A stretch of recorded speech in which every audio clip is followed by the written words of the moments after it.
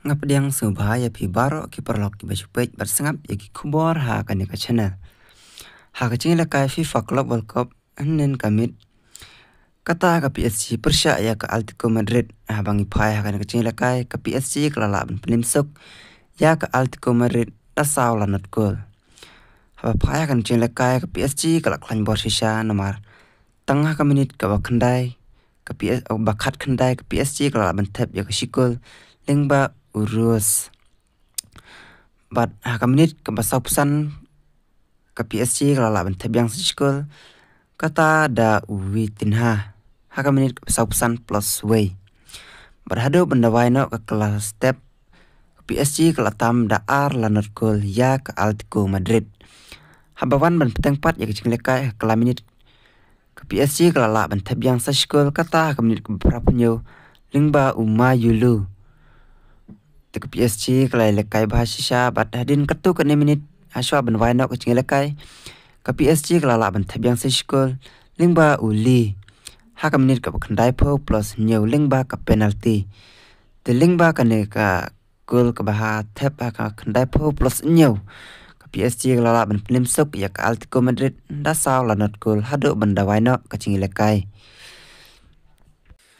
Sakawai part kecing lekai kata ke FIFA Club World Cup hapdeng ke Bayern Munich persya ya ke Auckland City habeng pai akan kecing lekai ke Bayern Munich kelap penelim kalala ban penelim keput ya ke Auckland City hado de sipo lanut gol ke Bayern Munich kalayo ban tap ke gol beningkong tangah ke menit ke bahnreu lingba ukuman badhakanit menit ke bekat pra kalayo biang sesiko lingba uboye Badhaka menit ke barpo kalau leyok biang sasikol lingba u olise. Badka Bayern Munich kalau lekai bahasa badhaka menit ke barpo we kalau leyok biang sasikol lingba ukuman ucu upliar wala tap. Bad leyok arkol namentak kane kecing lekai. Bad lingba umular kalau leyok biang sasikol haka menit ke basau pesan. Badhaswa ban waino ke kelas step ke Bayern Munich kalau leyok biang sasikol lingba u olise. Haka menit ke besar pesan plus lay. Bad hado banda waino ke kelas step ke Bayern Munich kalau tam hado dasan lanut gol ya ke Auckland City.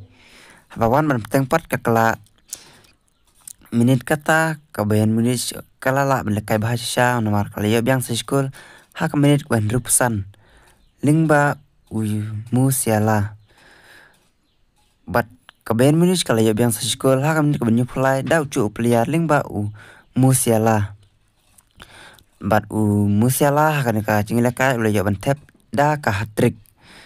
Bad ke Bayern Munich kalau ya biang sesikol ha menit ke prap kendai lingba Mular. Mular kan ka cingilaka ulah ya arkol. Bad Musiala ulah ya biang sesikol ha menit ke prap saw lingba ka penalti.